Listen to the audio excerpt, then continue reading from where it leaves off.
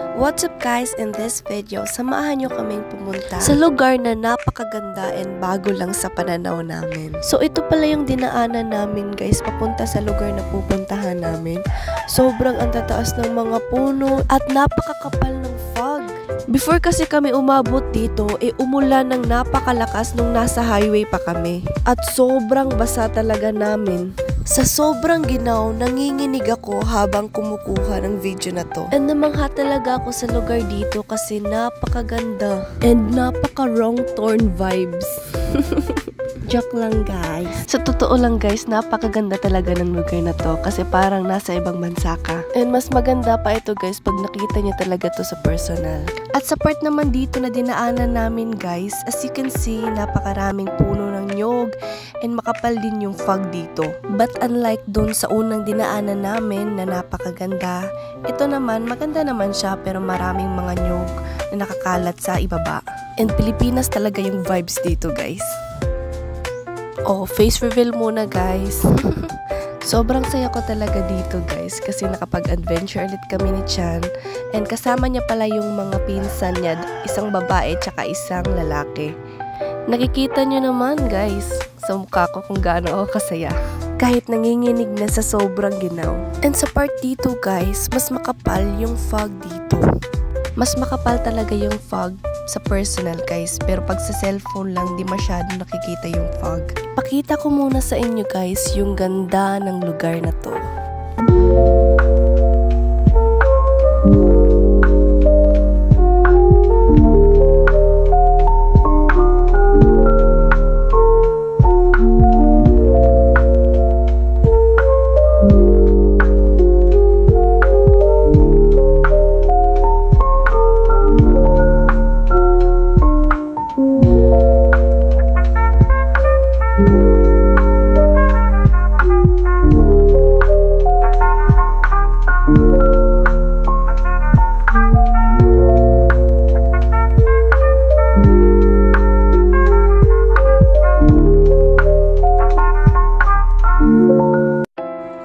Nakarating na kami sa part na to guys. Ito pala yung part na may pinakamakapal na fog. As you can see, wala na talaga kami halos makita ng mga puno sa ibaba kasi natabunan na ng napakakapal na fog. Tingnan nyo guys, wala na talaga kami halos makita dahil sa makapal na fog. Oh my God!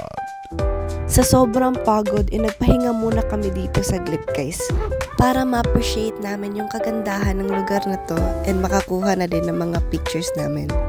Hala! What? Nag-video pa siya oh. 360 pa siya guys. O, tingnan nyo guys. Yung mukha. Nagpakit pa. So, ito pala yung lugar guys. Makapal pa rin yung fog and napakalakas din ng hangin dito. Tingnan natin guys yung view dyan. Lapitan natin guys.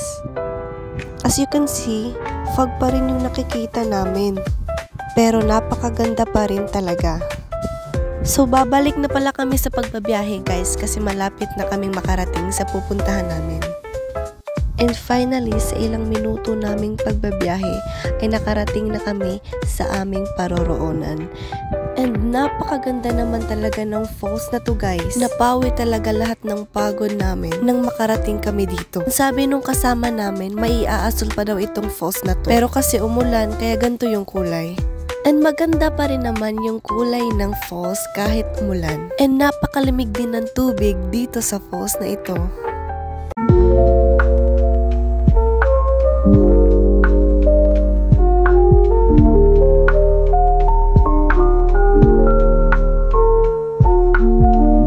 And sabi ng mga kasama ko guys, may pupuntahan daw kaming ostrich.